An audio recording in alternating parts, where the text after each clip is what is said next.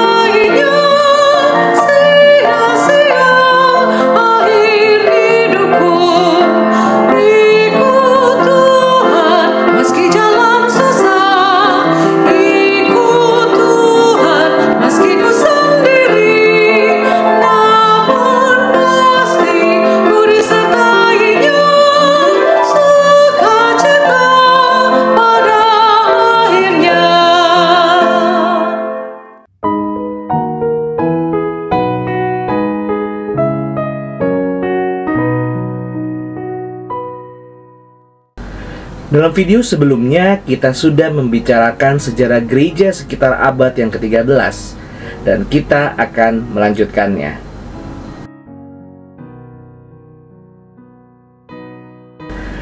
Gereja melakukan upaya untuk mematahkan cengkraman Albigensian di Prancis Selatan.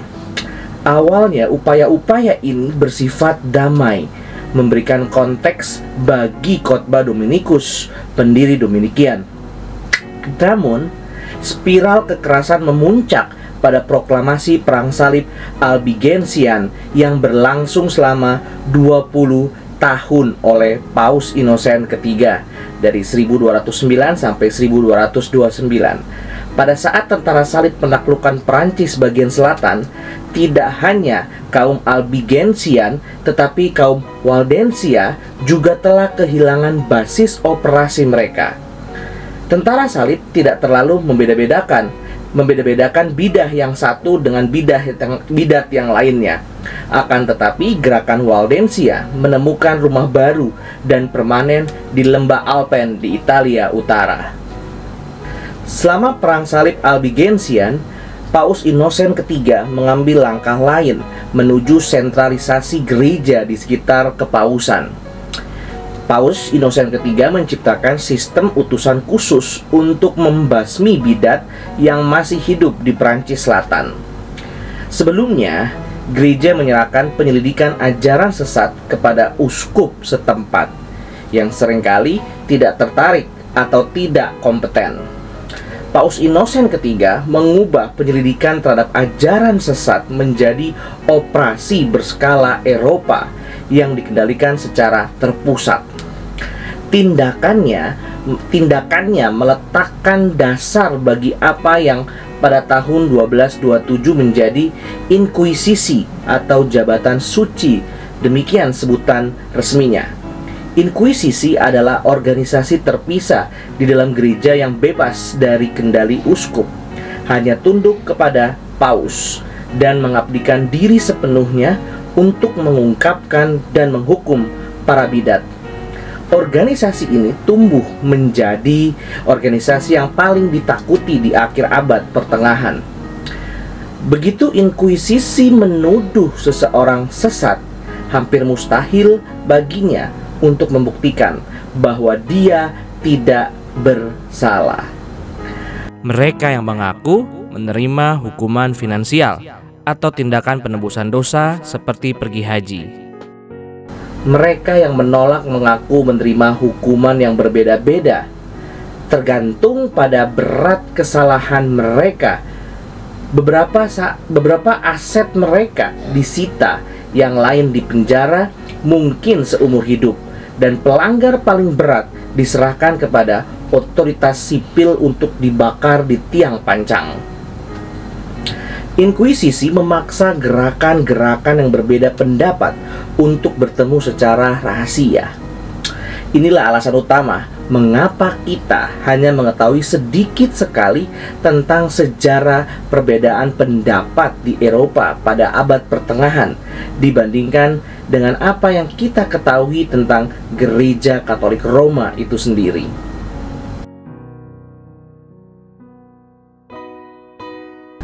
Pada era Paus Innocent ketiga juga berkembang ordo biarawan Mendican yang baru, terutama ordo Dominican dan Franciscan, tetapi juga ordo Agustinian, Karmelit, dan lain-lain.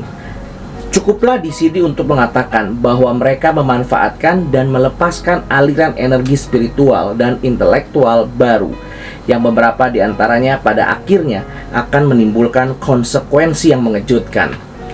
Bayangkanlah biarawan Agustinian yang paling terkenal, Martin Luther.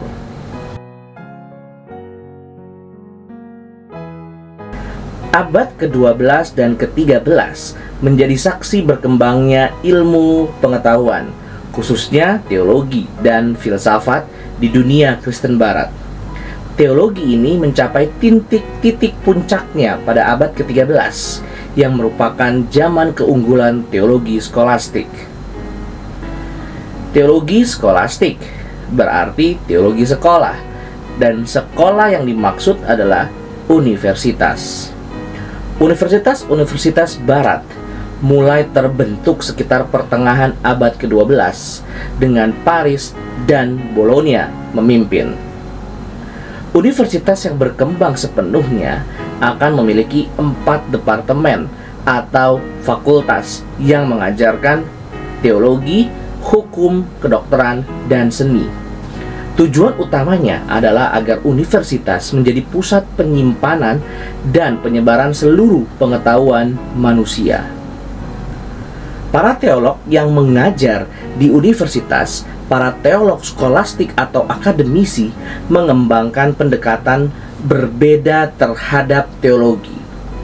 Kita dapat merangkumnya sebagai berikut.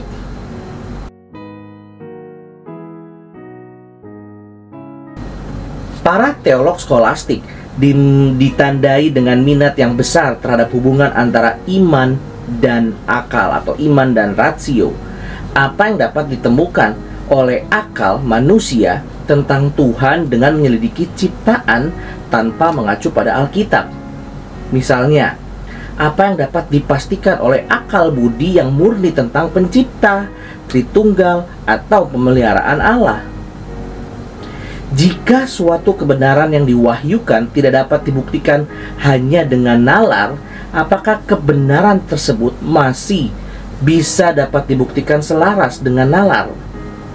Misalnya, meskipun akal tanpa bantuan tidak dapat menemukan Trinitas, dapatkah kita tetap menunjukkan bahwa Tritunggal tidak bertentangan dengan akal? Bisakah sesuatu salah dari sudut pandang akal, namun benar menurut sudut pandang wahyu? Para teolog skolastik ingin memberikan penjelasan lengkap tentang kebenaran Kristen. Ini berarti menyelidiki suatu doktrin tertentu secara logis dari setiap sudut pandang.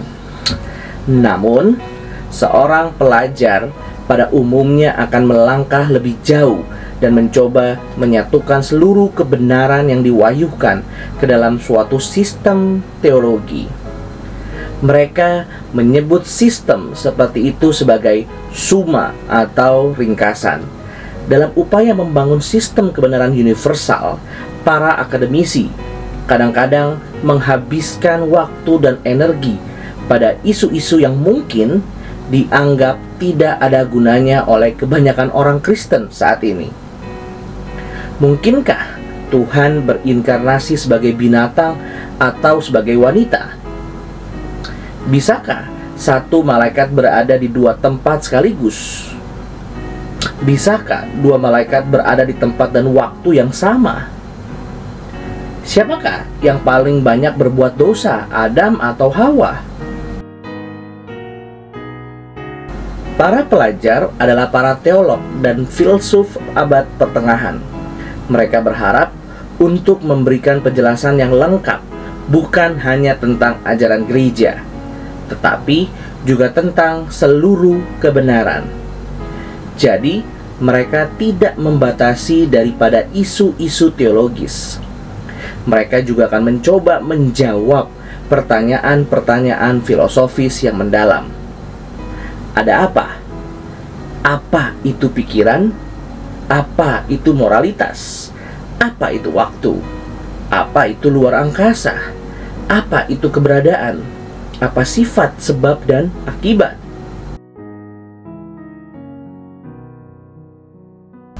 Pada abad ke-13, teologi skolastik semakin mengeksploitasi filsafat pemikir besar pagan Aristotle 384-22 sebelum Masehi.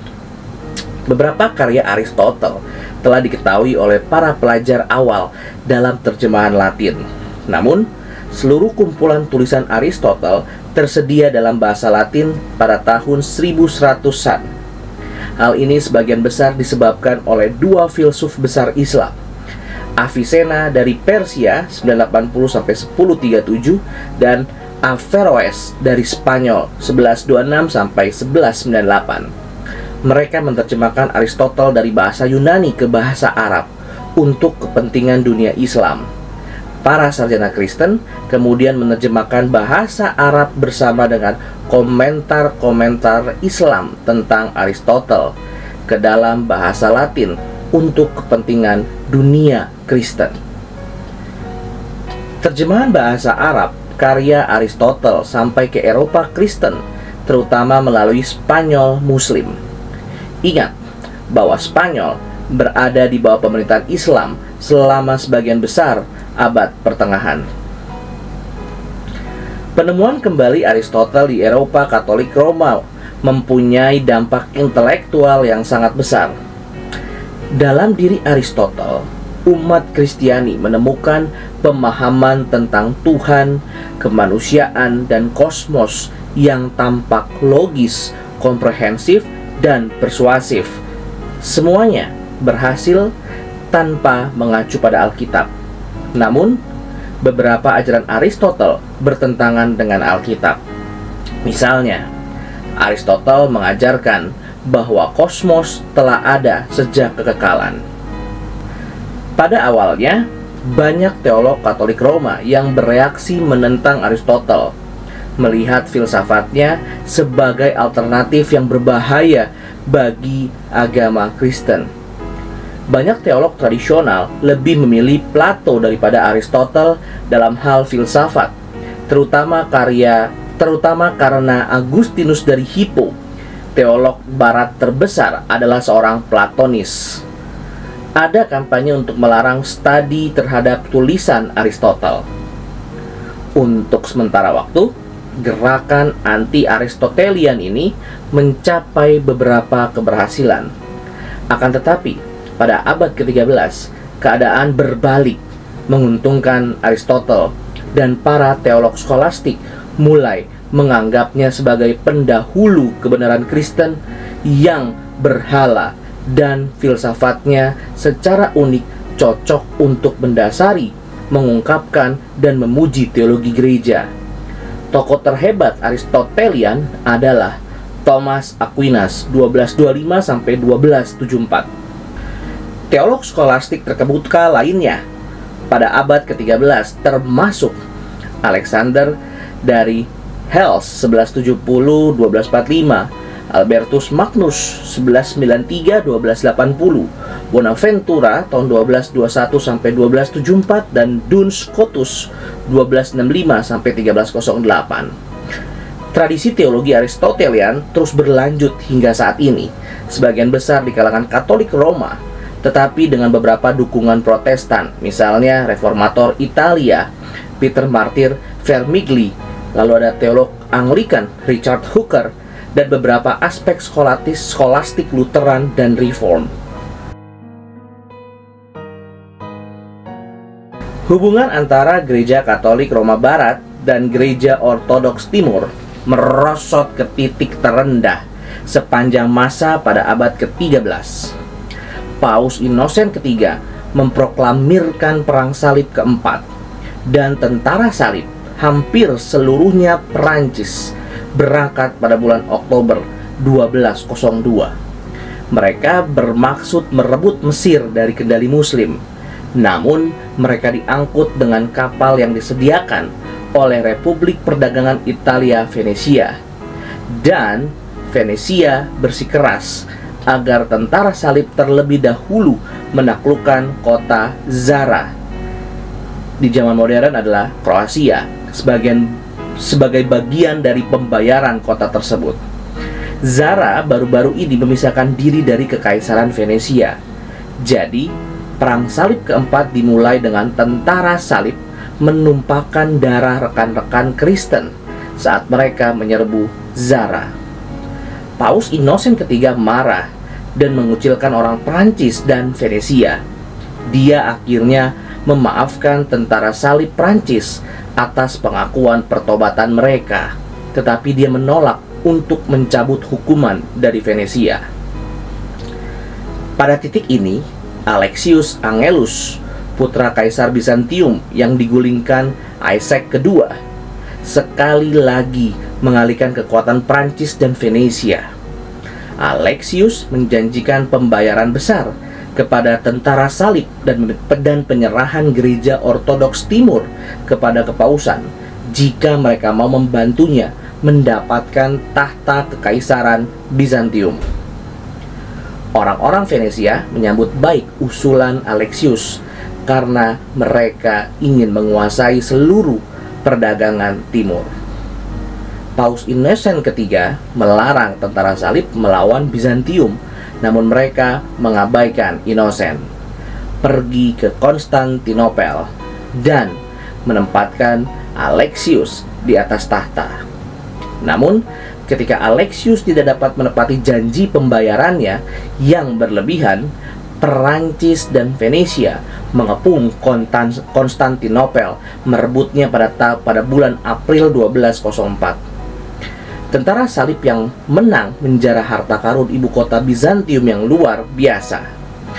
Seorang bangsawan Perancis, Baldwin dari Flanders, menjadi kaisar kerajaan Katolik Roma yang baru di Konstantinopel, dan bangsawan Prancis lainnya berbagi sebagian besar wilayah Kekaisaran Bizantium di antara mereka sendiri. Penguasa baru Bizantium membentuk Patriark Katolik Roma di Konstantinopel dan menjadikan gereja Ortodoks Timur tunduk pada Paus.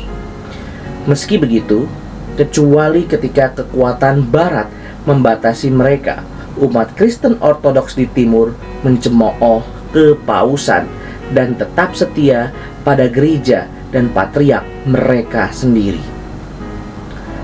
Perang Salib keempat adalah salah satu episode paling kelam dalam sejarah Kristen. Untuk pertama kalinya, tentara perang salib berperang melawan sesama umat Kristiani, baik umat Katolik Roma di Zara maupun Ortodoks Timur di Konstantinopel, hanya demi keuntungan sendiri, keuntungan materi sendiri. Kekaisaran Bizantium mengalami luka mematikan yang tidak pernah benar-benar pulih. Meskipun Bizantium merebut kembali Konstantinopel pada tahun 1261, kekaisaran tersebut akhirnya jatuh ke tangan Turki Ottoman pada tahun 1453. Dengan demikian, warisan kebencian yang mendalam terhadap gereja Barat tertinggal di kalangan Ortodoks Timur. Demikianlah cerita seputar sejarah gereja di sekitar abad ke-13. Terima kasih, Tuhan Yesus memberkati. Puji Allah, puji Allah, puji Allah Tritunggal. Mulia-mulia bagi Allah, pemberi kurnia keselamatan.